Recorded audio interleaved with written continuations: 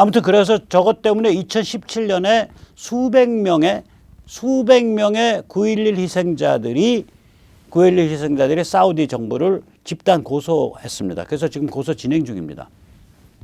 저 비슷한 법을 만들겠죠. 예를 들어서 Justice Against Pandemic Negligence and Deceit. 그러니까 예를 들면 팬데믹을 태만하게 방치하고 팬데믹에 관해서 거짓말, 기만한 것에 대한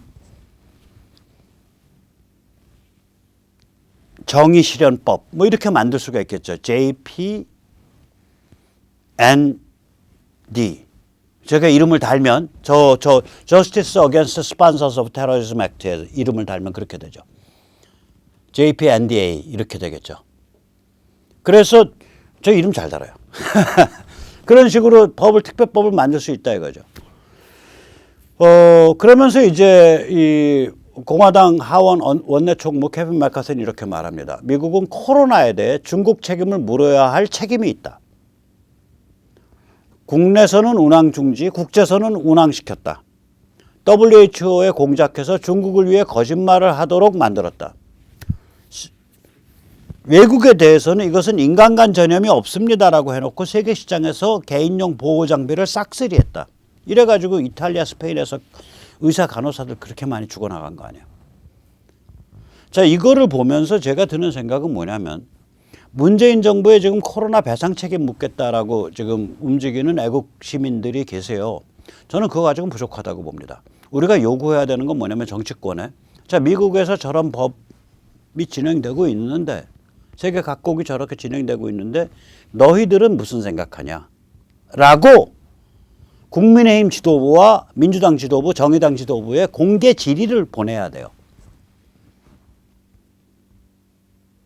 너희들은 무슨 생각하냐? 그 다음에 대통령 후보한테 만약에 국회가 저런 법을 통과시킨다면 당신 거부권 행사할 거냐 말 거냐? 입법은 국회가 할 일이니까. 그 다음에 그것과 별도로 대법원 판사들과 법관들에게 지금 저 상태에서, 지금 있는 입법 상태에서 국민들이 집단 고소를 하면 당신들이 법원에서 이거 심각하게 검토할 뜻이 있냐? 1965년 한일 협정에 의해서 사실상 뚜껑이 닫힌 그 건에 관해서도 이른바 징용이라는 건에 관해서도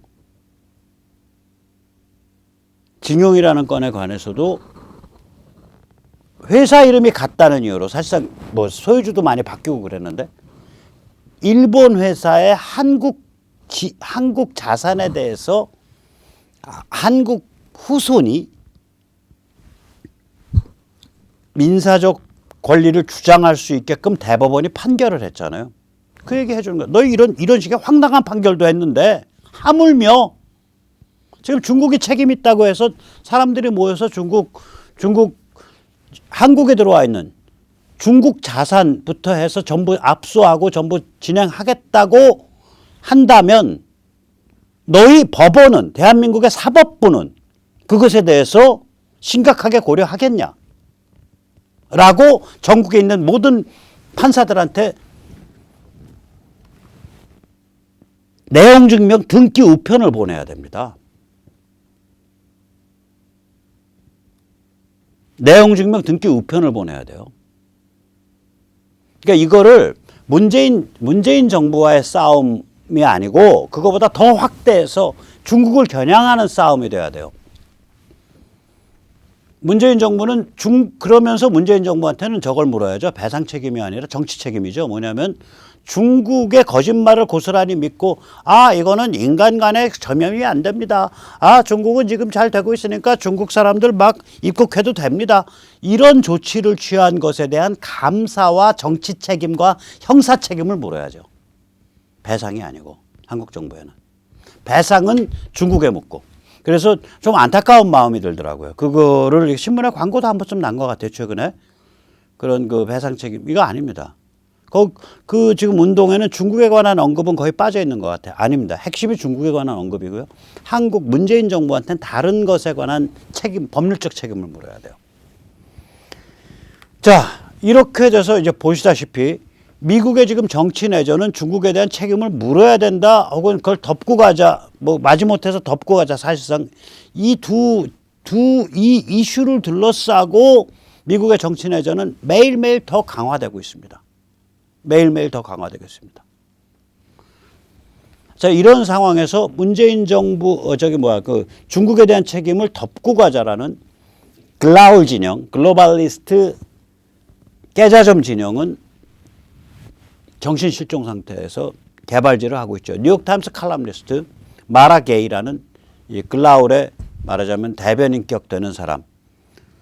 우리로 치자면은 최근에 아주 극언을 했어요. 우리로 치자면 태극기 시민들로부터 태극기를 압수해야 된다, 이런 의미의 말을 했어요. 이 사람 뭐라 그랬냐?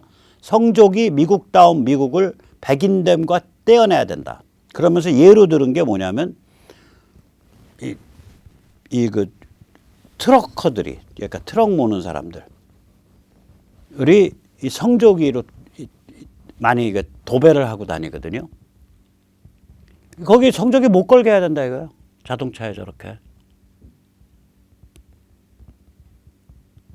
이 사람들이 우파 성향이거든요. 보수, 그러니까 보스 성향이에요. MTR 성향이에요. 마가 트럼프, 공화 신주류 성향이거든요. MTR 성향이라고요. 그 백인들이 많고. 왜 쟤들이 전부 미국다움을 다 대변하는 것처럼 돼 있어? 쟤들 저거 못하게 해야 돼? 이런 말을 극언을 했어요. 마라게이가. 이런 소리나 하고 있는 거예요. 그러니까 말 하나, 움직임 하나 할 때마다 거짓말이거나 국민들 그 빈정을 상하게 하는 말이거나 이런 짓만 하고 있는 거예요. 이런 상태에서 지금 무슨 일이 진행되고 있냐? 시진핑과 중국 지금 그 권력을 장악한 쪽에서는 바이든 너 꼼짝 마, 너 죽는 수 있어 라고 위협하고 있는 거 아니냐라는 그런 의심이 가는 정황이 있어요. 이건 제가 신세계 TV에서 이런 가설을 가지고 나와서 이거 참 재밌는 가설이다, 그래서 그걸 오늘 소개를 좀 해드리려고 합니다. 최근에 영국 데일리 메일이 지난 5월 말에 이런 걸 폭로했습니다. 이게 참 뭐 아주 섹시하게 생긴 미녀죠. 이게 누구냐면 헌터 바이든의 여비서, 중국 계획에서 바오자치라는 여비서인데, 이 신세계 TV의 주장에 의하면 이 바오자치가 보실라이의 사생아라는 거예요. 보실라이는 2012년에 그 시진핑과의 권력 투쟁에서 밀려가지고 제거된 사람이죠. 지금도 감옥에 있죠. 이 보실라이의 사생아라고 신세계 TV가 말하는 이 바오자치가 헌터 바이든한테 보내는 그 이메일들을 보면 당신을 즐겁게 하기 위해서는 무엇이든 할 수 있다, 뭐 이런. 그 다음에 또 신세계 TV는 헌터 바이든의 비즈니스 파트너 화신에너지가 지금 망해서 그렇지. 지금 그 오너 예지안밍이 지금 옆간명이죠. 예지안밍이 지금 감옥에 가 있거든요. 그게 감옥에 가기 전에는 저기가 장점인계 기업이에요. 감옥에 가기 전에는 보실라이도 장점인이랑 같이 손잡았던 사람이고, 감옥에 가기 전에는 예지안밍이 저걸 했었죠. 그 세계 포춘 500대 기업에 들어가요. 세계 500대 기업에 화신에너지가. 그게 헌터의 비즈니스 파트너였거든요. 그 예지안밍이 신세계 TV에 의하면 저게 저융캉의 사생아라는 거 아니에요. 저융캉은 그러니까 그 중국의 정치국 상무위원이죠. 그러니까 반신, 거의 신과 다름없는 존재, 데미가드라고 하는 거기 그랬다가 역시 시진핑에서 제거됐을 때 그 이유 중에 하나가 뭐냐면 장성택이가 후진타오를 만났을 때 북한에서 김정은을 드러내야 된다라는 것을 뭐 아무튼 그런 류의 이야기, 그런 지도부 변경이 필요하다라는 얘기를 논의했다라는 사안을 중국 인민해방구 동북관구에 알려줬다. 동북관구는 이제 김간해하고 아주 야삼육이거든요. 그것이 이유 중에 하나예요. 그러니까 저융캉도 시진핑에서 제거됐죠. 장점인파랑 가까웠고, 장점인파이고. 그 신세계 TV에 의하면 저 예지안밍, 즉 화신에너지의 오너가 저윤캉의 사생아라는 거예요 또. 그래서 헌터 바이든은 보실라의 저윤캉 장쩌민과 아주 그 커넥션 아래 딱 들어있는 사람이다. 이게 신세기 TV의 얘기입니다. 유튜브. 제가 가끔 잘 보는데. 그래서 신세기 TV에서는 이런 그 화면을 보여주죠. 이게 아까 그 말씀드린 그 바오자치와 이제 보실라의 그 사진을 엮어 놓은 거고요. 그 다음에 그 아까 그 저윤캉의 사생아라고 신세기 TV가 말하는 예지안민과 이제 저윤캉을 같이 보여주는 그런 사진도 있죠. 그런 사진도 있죠. 저는 이 사생아인지 아닌지는 인터넷 검색어로는 잘 안 뒤져지더라고요. 그래서 확인이 저 설로 저는 취급을 하는데, 그러나 신세기 TV 그거 사생아냐 아니냐를 다 떠나서 이 그 저기 어디죠? 저기 뭐야 그 헌터 바이든과 바이든 쪽이 장쩌민 계열과 특히 가까웠다라는 건 정설이에요. 그래서 신세계 TV는 여기서 뭐라고 지금 그 해석을 내놓냐면 굉장히 흥미로운 해석을 내놓습니다. 바이든은 장쩌민 계열과 가깝고 트럼프를 제거할 때에 시진핑이 바이든 글로벌 깨자점과 밀월 관계였다. 그런데 트럼프가 제거된, 뭐 제거라기보다 아무튼 그 트럼프가 이제 바이든 정부가 들어선 그런 상황에서 시진핑은 바이든 글로벌 리스트 깨자좀 진영에 대고 공격 및 경고를 하고 있다. 이게 지금 요새 계속 헌터 바이든 이거 노출되는 게 저 공격 경고라는 거예요. 그래서 데일리 메일 등 언론사에 폭로되는 내용은 시진핑 측이 정보를 제공한 것일 수 있다. 것이다. 그게 이제 신세계 TV의 해석이에요. 즉 다시 말하면 앞으로도 시진핑은 폭로할 수 있는 바이든에 대해서 폭로할 수 있는 엑스파일을 이만큼 쌓아놓고 있다. 여기까지가 신세계 TV의 해석이고요. 그 해석이 맞다면, 일리가 있다면 그 다음번에 유추할 수 있는 건 이거죠. 바이든은 시진핑한테 꼼짝 못하는 거예요. 저 엑스파일 까기 시작하면 골로 가니까. 그러니까 바이든과 글로벌리스트 깨자점은 시진핑한테 꼼짝 못한다. 저게 장쩌민 쪽이랑 손잡고 그동안 진행해왔던 그 여러 가지 그 돈 거래, 그 다음에 뭐 그 섹스 접대, 그 다음에 아동 성접대 뭐 그런 것도 있을 거고 여러 가지가 다 엮여 있을 거다. 차마 말로 못 표현할 정도의 추잡한 게 엮여 있을 거다. 예, 요번에 이제 데일리 메일이 엊그저께 월요일 날 또 폭로했어요. 그건 더 살벌해요. 그러니까 이 헌터 바이든이 자기 백인 그 변호사한테 보내는 건데, 왜 우리나라도 그렇잖아요. 그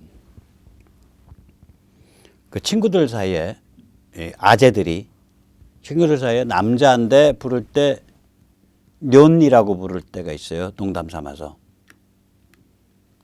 저거 굉장히 싫어하는데.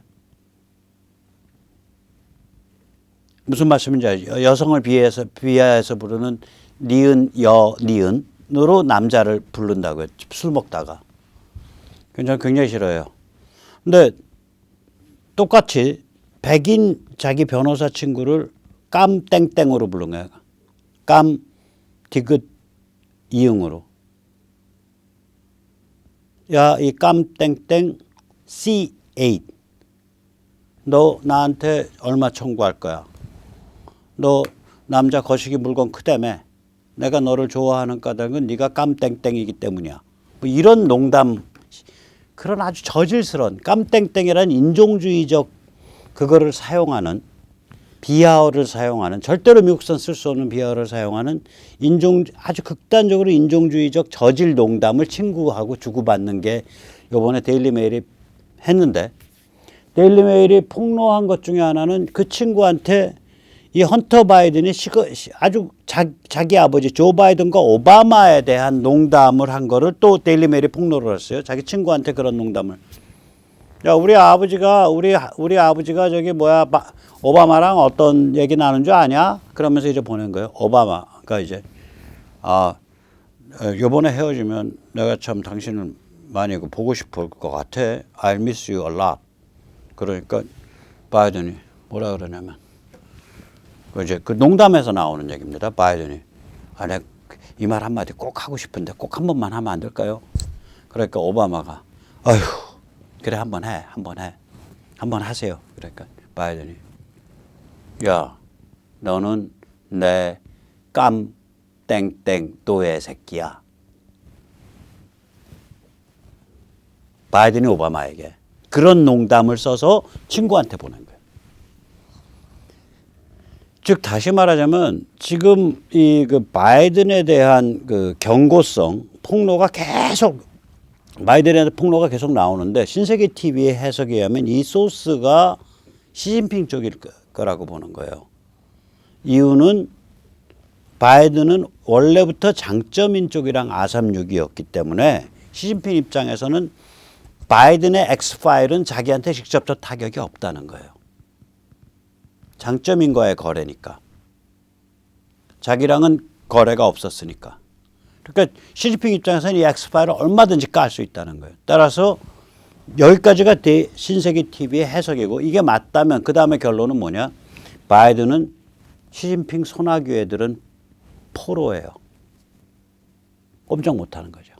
X파일을 잔뜩 밀려 있으니까. 자, 우리가 염두에 둬야 돼요. 그럼에도 불구하고 만물은 공명합니다. 왜냐하면 미국이 바이든이 아니니까. 바이든이 미국 전체를 대표하는 게 아니니까. 결국 일어나고 있는 일은 뭐냐. 미국 정치 내전이 격화되면서 중국의 정치 내전을 격화시킵니다. 특히 코로나 문제 이런 것 때문에. 지금 미국 정치 내전이 코로나를 깔 거냐 덮을 거냐를 가지고 붙고 있잖아요. 코로나에 관한 중국 책임을 추궁할 거냐 혹은 봐줄 거냐를 가지고 지금 붙고 있다고. 제일 중요한 이슈 중에 하나가 저게 돼 있어요. 따라서 그 싸움이 그 미국의 정치 내전이 격화되면 격화될수록 중국 안에서는 불안하니까 야, 저 진핑이 날리고 우리 저기 얼굴 바꿔야 되는 거 아니냐. 대표 선수 얼굴 바꿔야 되는 거 아니냐. 이런 얘기가 나올 수밖에 없다고요. 또 거꾸로 중국 안에서 그런 정치 내전이 기미가 생기기 시작하면 미국 입장에서는 미국의 정치인들 입장에서는 야 우리가 정치 내전 진행하니까 중국이 변해. 더해. 이렇게 된다는 거예요. 중국의 정치 내전이 미국의 정치 내전을 격화시킵니다. 그럼 미국과 중국에서 쌍발로 정치 내전이 이렇게 진행되면 한국에서 정치 격변이 일어나죠. 하다못해 저 황당한 조중동도 저 미련한 저기 여의도 야권 정치인들도 야 세상 변하는 것 같아? 라고 고민을 하게 돼 있다고. 여기가 또 저기 뭐야 눈치는 백단이에요. 눈치는 백단. 그러면 이건 뭘 얘기하냐. 그러고 나서는 한국은 꼭 무슨 일이 벌어지냐면 여기서 뭔가 하나 제대로 빵 정리돼서 나가면요. 미국과 중국 세계가 흔들흔들해요. 제가 그 말씀 여러 번 드렸잖아요. 여기서 저기 6.25 남침을 빵 격퇴를 하고 나니까 그 다음부터는 소련이 군사 침공에 의해서 공산주의를 수출한다라는 전략을 포기했어요.